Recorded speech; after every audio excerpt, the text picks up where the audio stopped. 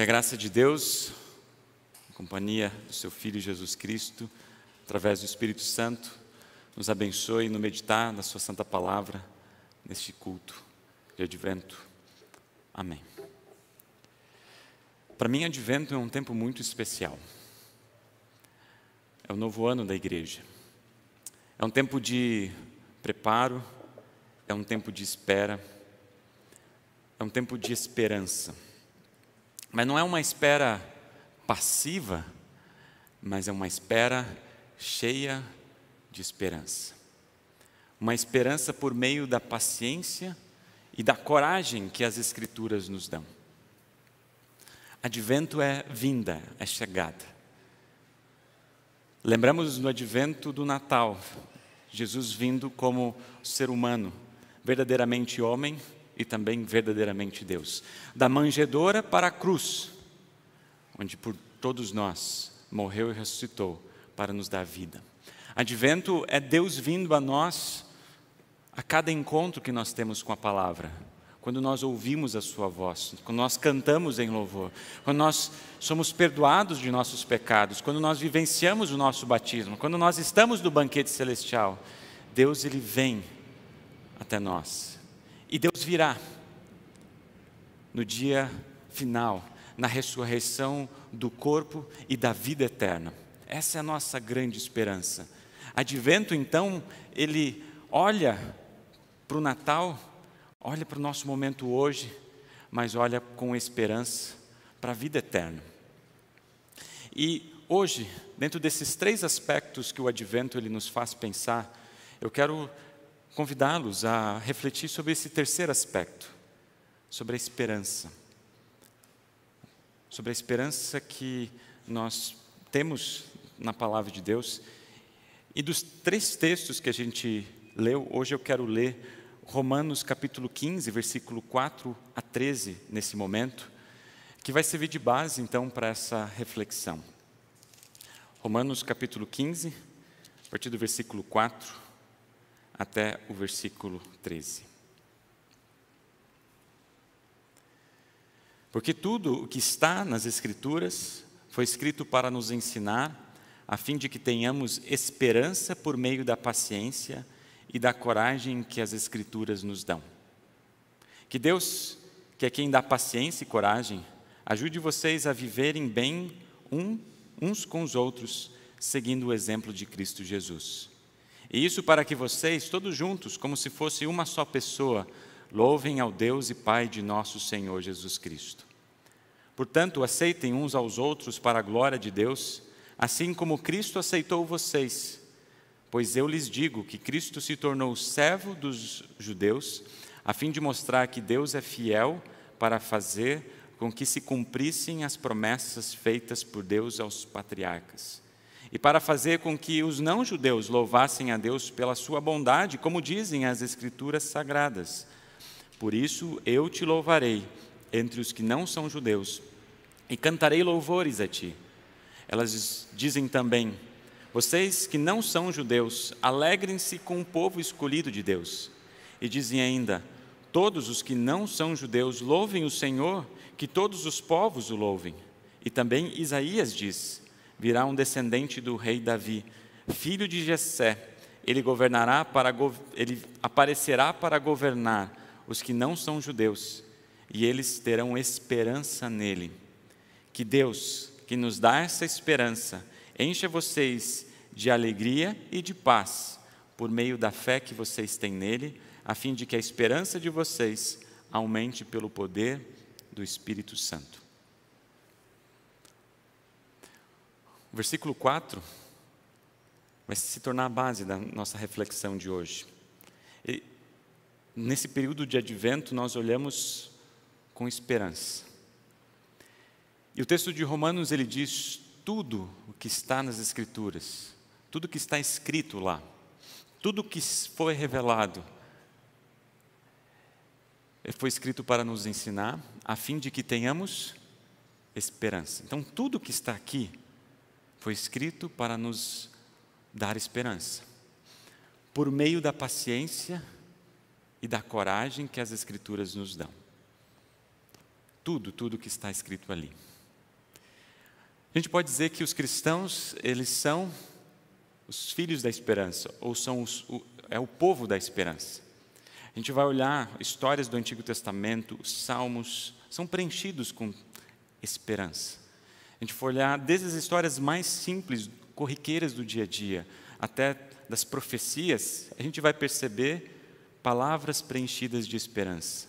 Na verdade, o Deus da esperança ensinou o seu povo a confiar e a ter paciência no tempo certo para cumprir com as suas promessas.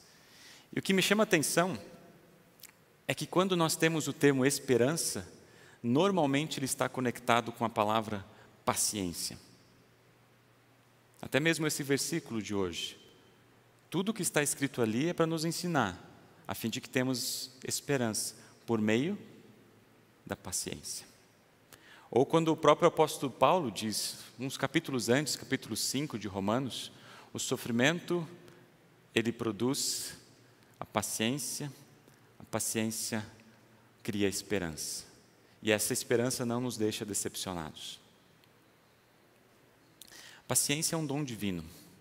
É um presente que Deus deu a cada um de nós. Se a gente for olhar alguns lugares onde essa palavra aparece, por exemplo, 1 Coríntios 13, diz que o amor é paciente. Deus é um Deus paciente e porque nós somos filhos dele, ele nos reveste com esses dons que são os frutos do Espírito Santo. Paciência, bondade. O próprio apóstolo Paulo vai dizer lá em Colossenses, vistam-se de misericórdia, bondade, paciência. Então, paciência não é algo que nós nascemos com ela, mas é um presente que Deus nos dá. É um dom, é um presente. E é até interessante que essa palavra paciência está conectado com a palavra paciente.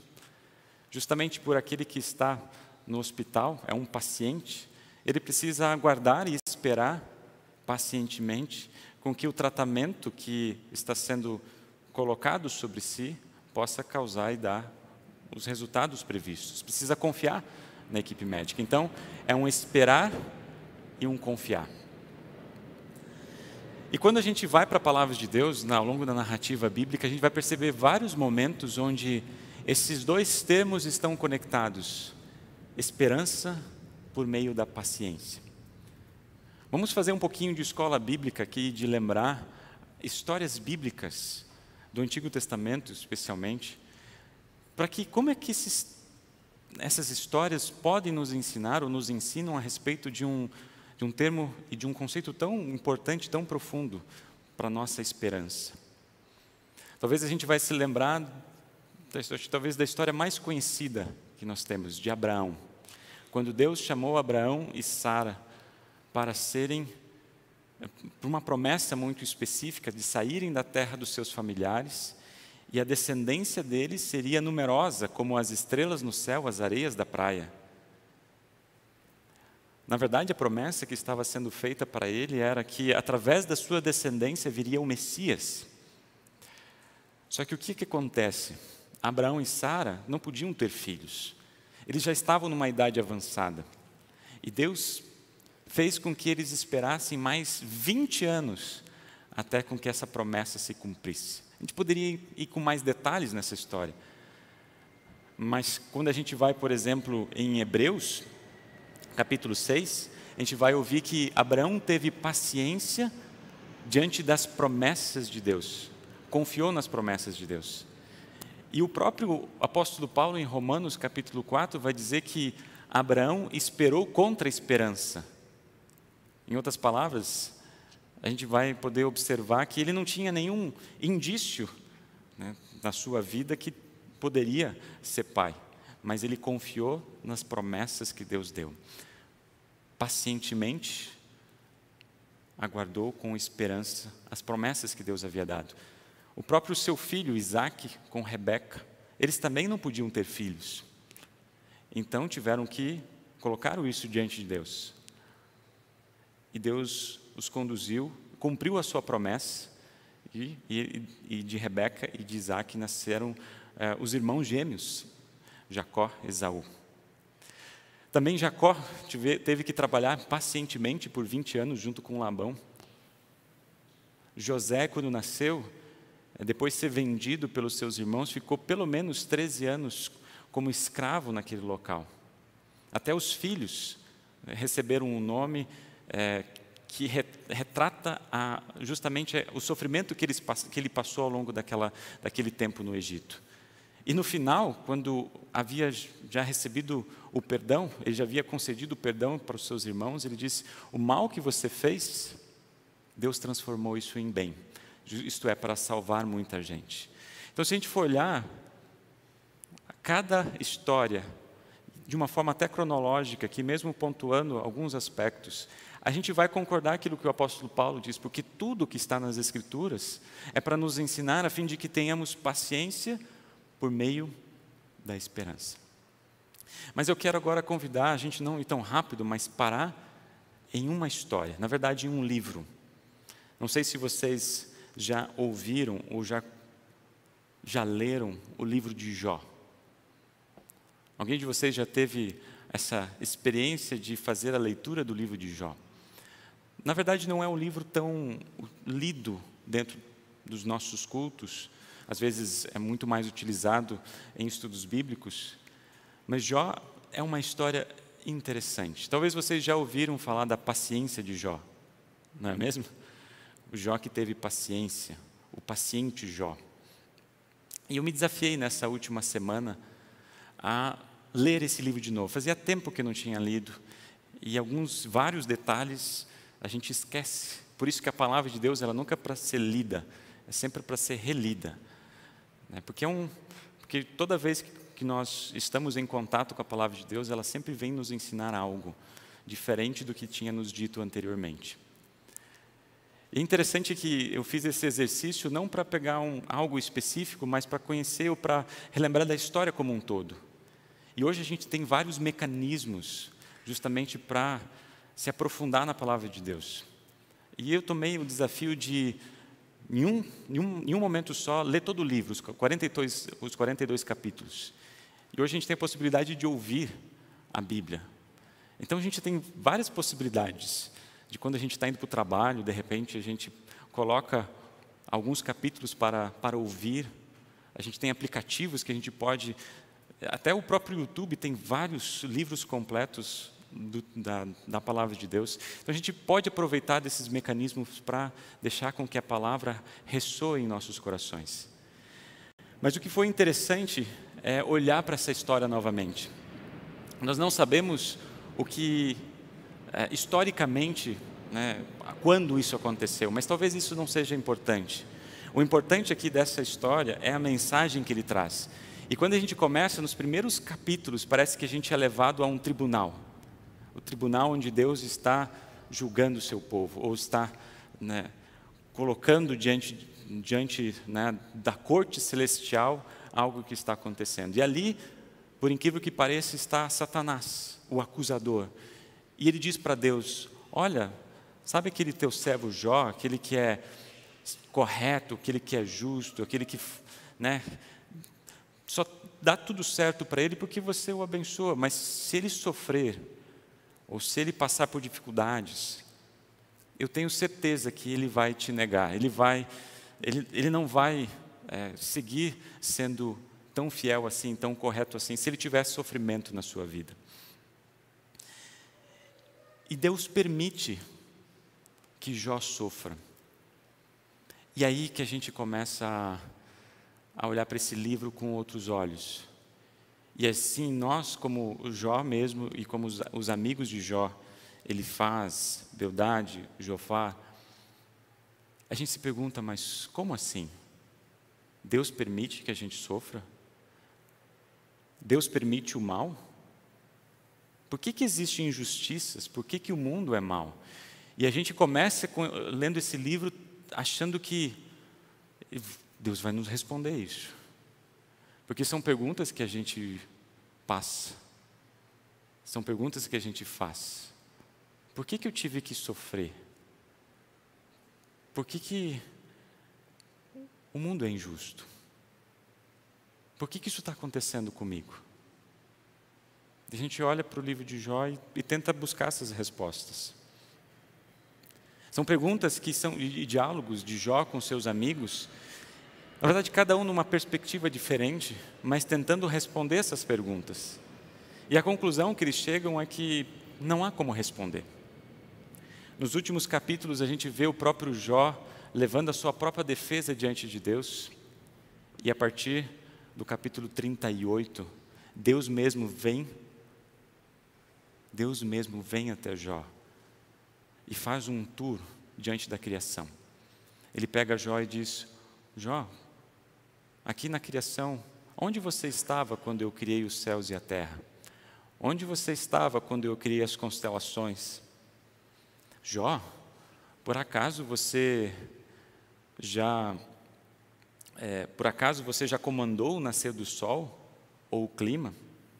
E em detalhes ele começa a descrever várias coisas que simplesmente remetem que Deus é Deus de toda a criação, é o Rei dos Reis, é o Criador de todas as coisas. Então, o próprio Deus pergunta, diante de tudo isso, Jó, qual vai ser a tua resposta? Jó, humildemente se arrependeu, caiu de joelhos e confessou o Deus verdadeiro. Só que a pergunta do sofrimento não aparece. Deus, ele não responde por que nós sofremos. Por incrível que pareça. Deus não se preocupa em responder isso. Mas, na verdade, o que a gente percebe é Deus vindo ao encontro daquele que sofre. Deus foi ao encontro de Jó, Deus foi ao encontro dos seus amigos e os convidou a: confie nas minhas promessas, tenha esperança em mim, tenha paciência até mesmo nos sofrimentos, porque eu carregarei as tuas cargas. E uma das coisas que aparece ao longo de todo o livro, mas especialmente no fim, Jó, ele coloca a sua vida nas mãos de Deus, as suas aflições nas mãos de Deus, o seu sofrimento nas mãos de Deus. E Deus o acolhe e Deus o recebe, porque Deus é o Deus da esperança. Eu ouço muitas pessoas que, quando estão passando por momentos difíceis, sofrimento, de aflição, buscarem ou tentarem buscar a razão desse sofrimento nas palavras desse livro, do livro de Jó. Talvez porque quando a gente começa a ler, a gente vai perceber que ele traz palavras muito nítidas e a gente acaba se aproximando daquilo que ele fala, daquilo que acontece. Talvez quando a gente vai ler esse livro, a gente não busque primeiramente a ser ensinado a esperar com paciência. Talvez a gente busque tentar encontrar a resposta: por que eu estou sofrendo? Mas o resultado de estar em contato com a palavra de Deus é justamente o oposto. Eu saio dali fortalecido, porque a esperança, por meio da paciência e da coragem que as Escrituras nos dão. Porque quando eu estou em contato com a palavra de Deus, o resultado disso é que eu saio fortalecido e amparado. Deus nos dá força, Deus nos dá coragem para enfrentar as aflições, os sofrimentos e as dificuldades que a gente passa ao longo da nossa vida. Minha mãe, depois que meu pai faleceu, depois de alguns meses, eu me lembrei essa semana dessa situação, que ela comentou que meu pai, ao longo, quando estava doente, ficou 1 ano e pouco tratando do câncer, ele leu várias vezes o livro de Jó. Minha mãe comentou, várias vezes. Não sei, talvez ele leu na mesma perspectiva que talvez eu leria. Por que isso está acontecendo comigo? Será que eu fiz algo para merecer isso? E às vezes são perguntas que a gente faz. Por que comigo e não com outra pessoa? Só que quando a gente está lendo e a palavra de Deus vai tocando o nosso coração, eu tenho certeza que o resultado não são mais perguntas e dúvidas, o porquê que eu estou sofrendo, por que isso está acontecendo na minha vida, mas o resultado é de esperança, é de confiança nas promessas, é de certeza de que Deus está comigo, Deus está com vocês e Ele não nos abandona. É um convite para a gente confiar naquilo que Deus fez e faz por cada um de nós. Só foi possível Jó ser paciente porque ele confiou nas promessas de Deus. Será que isso ainda é possível para nós? Será que isso ainda é possível para nós confiar nas promessas de Deus? Diante das provações e de testemunhar com esperança aquilo que Ele tem feito para nós, da herança eterna? Sim, é possível. Porque esse Deus que nos dá esperança, por meio da paciência e da coragem que as Escrituras nos dão, Ele continua dizendo, no versículo 5, que Deus, que é quem dá paciência e coragem, ajude a vocês a viverem bem uns com os outros. Porque é Deus quem nos dá essa paciência, é Deus que nos dá a coragem para permanecermos firmes diante de tantas lutas e aflições. Porque Deus é o Deus da esperança. O Advento é um tempo maravilhoso, porque o Advento nos faz olhar de novo para Jesus. O menino Jesus, que veio na manjedoura, mas o seu caminho era a cruz. E lá na cruz a gente sabe que Ele carregou os nossos pecados, e é nele que hoje nós temos a verdadeira esperança. E essa esperança vem a nós constantemente, todas as vezes que nós estamos perto dEle, unidos com Ele, naquilo que Ele fez por nós, com a coragem que as Escrituras nos dão. Sim, esse mundo é um mundo injusto, esse mundo nós vamos sofrer, mas Deus vem e Ele está ao nosso lado, Ele nos acolhe, Ele nos cuida, Ele nos promete o novo céu e a nova terra. Nos promete um lugar onde a dor, o pecado, o sofrimento não mais existirão. Ele promete que todos nós estaremos com Ele. Essa é a nossa esperança. Não é a esperança que nós vamos estar, depois que alguém morre, vai estar espiritualmente com Deus. Não, é a ressurreição do corpo e da vida eterna. Deus tem preparado um lugar para todos aqueles que nele creem. Ele é o Deus da esperança. E Ele nos preserva nessa esperança por meio da paciência. E por isso, assim como o apóstolo Paulo vai dizer, nós também vamos dizer: eu sei em quem tenho crido. Estou certo de que Ele é poderoso para guardar até aquele dia aquilo que Ele me confiou. Ou, como nós ouvimos em 1 Tessalonicenses capítulo 4, versículo 13, não fiquem tristes como aqueles que não têm esperança. Ou como Hebreus capítulo 10, versículo 23, guardemos firmes a confissão da esperança, sem vacilar, pois quem fez essa promessa é fiel. Então nós vamos concluir de novo. Eu quero convidá-los a falar aquilo que o apóstolo Paulo disse, que tudo que está nas Escrituras é para nos ensinar, a fim de que nós tenhamos esperança por meio da paciência e da coragem que as Escrituras nos dão. Se por acaso vocês estiverem vacilantes ou com medo, com dúvida ou sofrendo, coloquem isso nas mãos de Deus e deixem que Ele cuide de vocês, que Ele acompanhe vocês e Ele conduza vocês, porque Ele é um Deus da esperança. Amém. Nos colocamos em pé.